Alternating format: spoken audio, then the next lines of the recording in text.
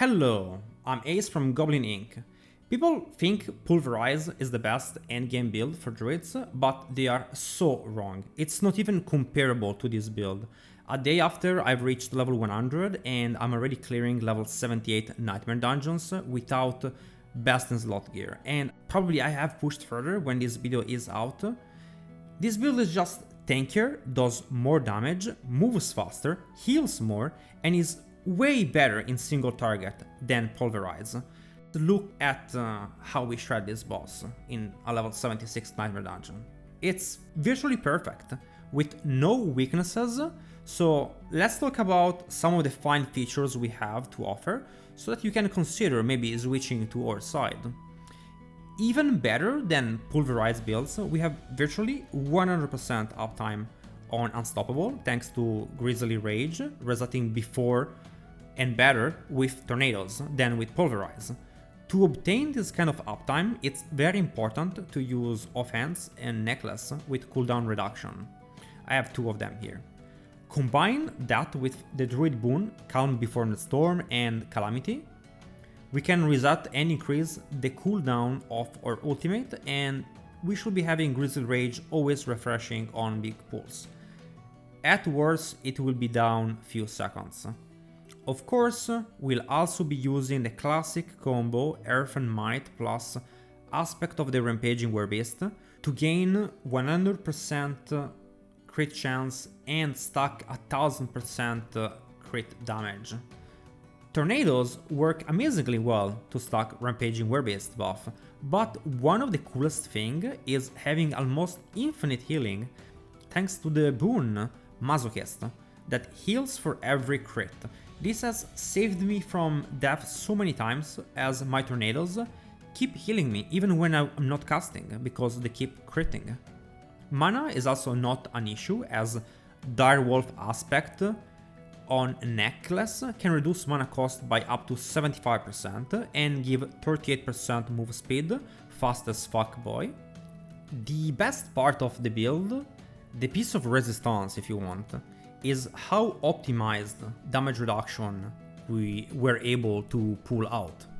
Me and my friend Sanctum have been cooking on this, but before we go over the amazing Paragon board he has made and some gear optimization we came up with, I wanna dispel the myth that Pulverized builds are more tanky by default. At first, it seems their builds would be more tanky, as the Wolf form has movement speed and mana cost reduction instead of damage reduction, but as you look deeper, you realize that Storm Strike gains 20% damage reduction, and you can keep this up 100% of the time. Also, we have the superior use of the passive Vigilance, which reduces the damage we take by 15% for 6 seconds when we use defensive skills.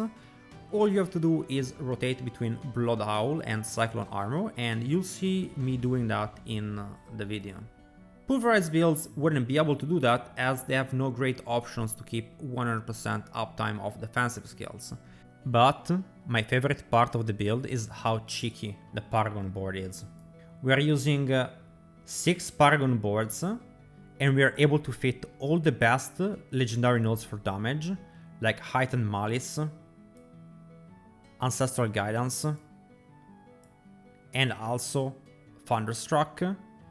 On top of that, Lust for Carnage restores Spirit, Utility, and all of our glyphs are a sort of damage reduction.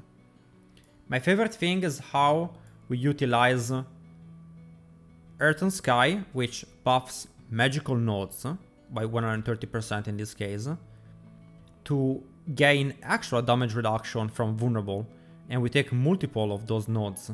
Same thing, we can use Fang and Claw, which also buffs magical nodes, and we can use it for damage reduction from enemies that are poisoned, making this build insanely tanky and high damage at the same time.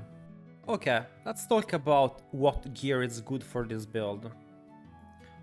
Very important, on weapon, you want to try to get a weapon with 800 plus item level. You can find that in tier 4. Nightmare Ward. You wanna have vulnerable damage, it's the most important thing, And I personally like willpower because it's its own damage bucket. Meanwhile, core skill damage here and damage versus poisoned enemies are actually not very good stats on it. I would prefer to have lucky hit chance if possible on one of them. The offend I already mentioned. It's very important to have cooldown reduction. And the most important thing after cooldown reduction is to have damage reduction mods. This is why I really like offense. It's because they can roll with damage reduction modifiers, and damage reduction in this game is king. I will try to have 2 damage reduction mods on this bad boy if possible. I'm using a low item level one because I couldn't find a high item level fetish. It's called a fetish, I'm sorry. With 2 damage reduction modifiers. For boots, move speed, need to have move speed, and there is 1 or 2 types of damage reduction modifiers you can have. Either armor, but the best one is damage reduction while injured. Resistances are actually very weak in this game, and in general armor is way more overpowered than magical resistances. I would skip them as much as possible. My pants, probably my best piece of gear. 4 defensive rolls. Damage reduction while injured, damage reduction while fortified, damage reduction from enemies that are poisoned. Those are all great stats to have. And similar, my chest has 2 damage reduction modifiers. I will try to get more. Well, I have total armor, which is also amazing, and maximum life, which is very good, but I would have preferred damage reduction against poisoned enemies. The more damage reduction you have, the better it is. My helm for this build is Tempest Roar, obviously, because it's the unique that enables the build. And gloves, we have attack speed is king, ranks to tornadoes king, and willpower, critical strike chance, or lucky hit chance are very good. I like critical strike chance and lucky hit chance a lot because you don't always have Earth and Might up, and you still want to have some critical strike chance to go along with that. The rings, there is really only 2 things you want on rings. Max life must be on it, and vulnerability. I have 1 good ring and the other one is kinda bad. Other than that, 45 generation is pretty nice on ring. Lucky hit chance, critical strike chance are good. And really having damage stats on rings. Basic ones like core damage, damage to storm skills, it's not very good because they're not their own damage bucket, they are all additive inside one big bucket, and that's not very good. For amulet, I already mentioned how cooldown reduction is the most important thing in my opinion. After that you want to have damage reduction, no surprise here. I think that best in slot would be to not have movement speed on the amulet, but have 1 more damage reduction modifier, or possibly you can get ranks to passives. And the best passives to get rank on would be Envenom. If you can get ranks to Envenom on your amulet, you're gaining 30% damage from that. So that would be a very, very good thing to have.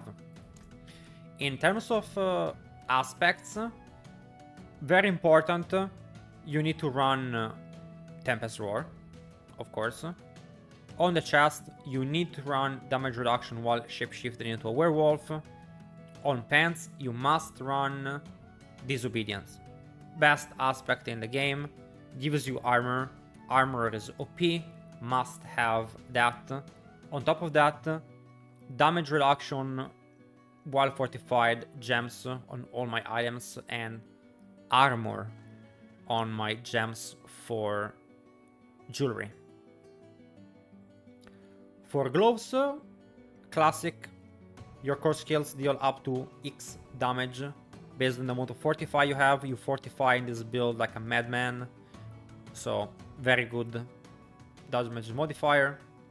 On the boots we get move speed, and we have one more. Critical strikes with core skills increase your attack speed by 23% in this case. Attack speed is king, because the more attack speed you have, the more procs of Earth and Might you're gonna have. Other than this, the next aspects are gonna be for the build to work. Tornadoes, seeking enemies up to 3. You wanna have duration of Grizzly Rage increased on another ring. You wanna have Earth and Might key passive also plus to your Storm skill as another aspect for a ring. And on the amulet, very important, you want to imprint Grizzly Rage now shapeshifts you into a Dire Werewolf instead, because you wanna have the 75% mana cost reduction and a high move speed to be a fast as fuck boy. And that's for my gear. And remember guys, if you leave a like, subscribe, you ring the bell and do a rain dance, the Goblin of Good Luck is gonna visit you and bring you a Tempest Roar. I hope you will see you in the next video, and have a good day. Gobble gobble.